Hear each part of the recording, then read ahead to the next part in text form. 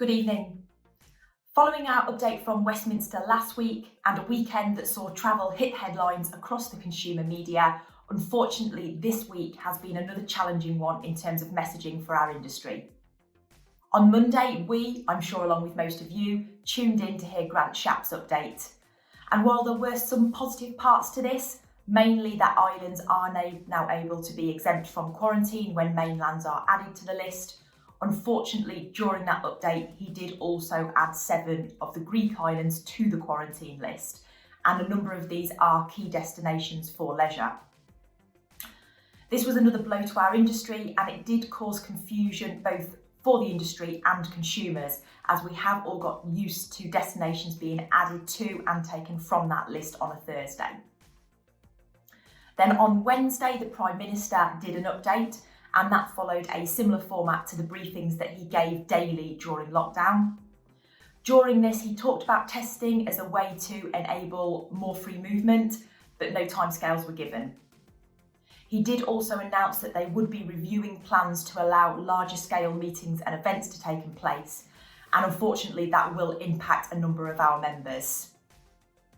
At the end of the briefing, a member of the general public asked about the furlough scheme, and while no specifics were given in response to that question, it doesn't seem likely at this point that an extension to the scheme is being considered. Last night we did see further adjustments to the list, and quarantine came into place for travellers returning from Portugal. That has had a rate of over 20 for the last 2 weeks. More positive news was that under the new policy, Madeira and the Azores have not been included in that. We also saw quarantine come into place for travellers returning from Hungary, French Polynesia and Reunion. However, travellers now returning from Sweden do not need to quarantine. There's no doubt that our industry is under extreme pressure, and this week we've seen more failures.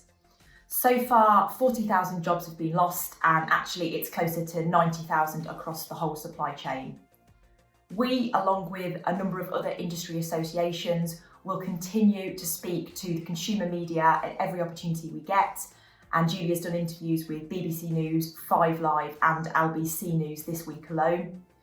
Our plan is to keep our needs firmly on the government's agenda, so every opportunity we can get to speak up, we will do. Our industry needs support and we need help, and we need it quickly. What is more reassuring is that feedback from consumers seems to tell us that quarantine is now the biggest deterrent, and there's not a lack of interest in travelling, so we do know that there is pent-up demand out there. We're also hearing positive stories from members who have gained new customers who are now looking for the expertise of an agent to guide them through the process. So that's all from me from tonight. Have a good weekend and speak to you next week.